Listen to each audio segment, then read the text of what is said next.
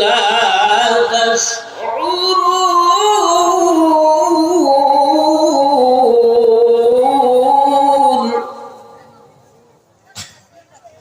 উহুদের ময়দানে দাঁত ভেঙে ক্ষান্ত হয় না। নবীজির কপালের টান ছেড়ে লোহার টুকরা হাড্ডিতে করে হাড্ডি বেটে নবীজির মাথায় ঢুকে পড়েছিল। আমার বাবাজিরা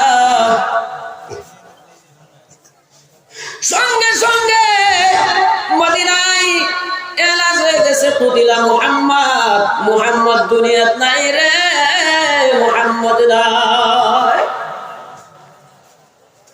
কিছু সময়ের ভিতরে কাফির বেঈমানেরা, শয়তান মরদুদেরা এলাচ করে দিছে মুহাম্মদ নাই, মুহাম্মদ দুনিয়াত নাই। সাহাবীরা পাগল হয়ে যায়।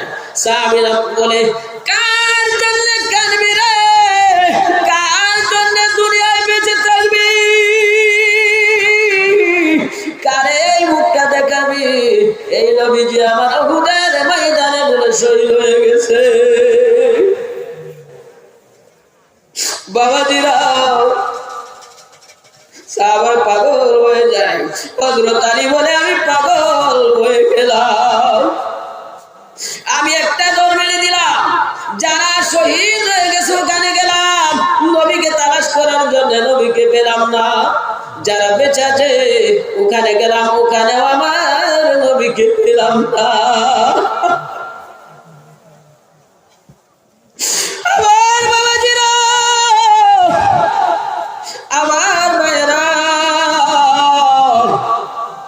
হযরত আলী উহুদের ময়দানে সিজদায় পড়ে কান্দে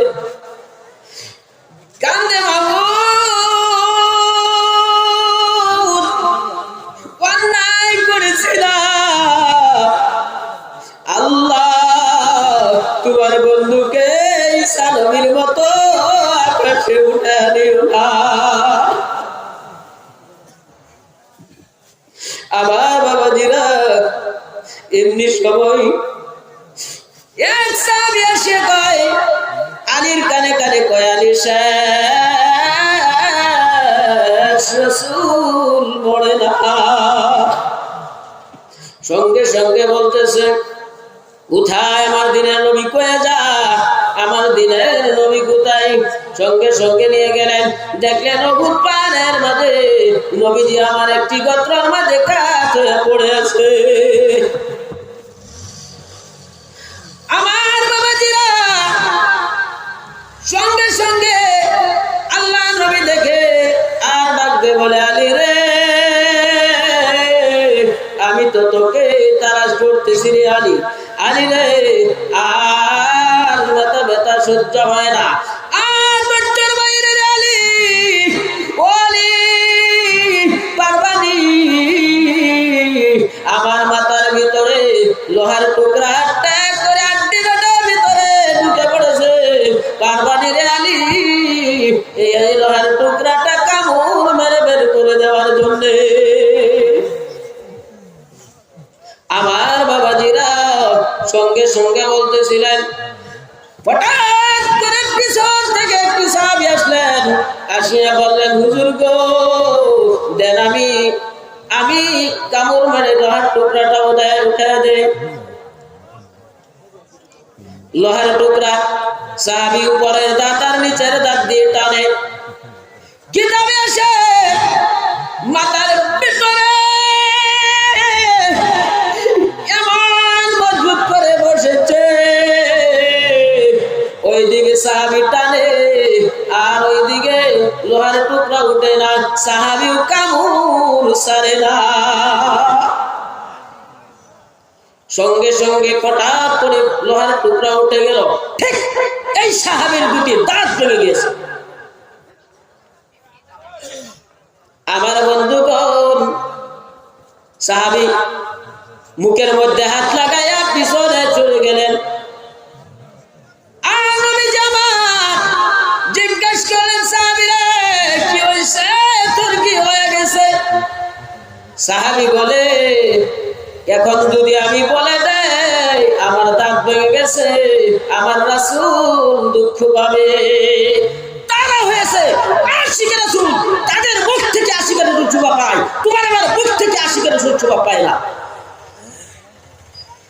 তারা হয়েছে তুমি আমি জিলাপির আশিক, তুমি আমি তুইর আশিক, তুমি আমি দুনিয়ার লালসার আশিক। তারা হয়েছে সত্যিকার রাসূলের আশিক। আমার বাবাজিরা, সঙ্গে সঙ্গে মদিনার অবস্থাটা কি হয়েছিল দেখেন।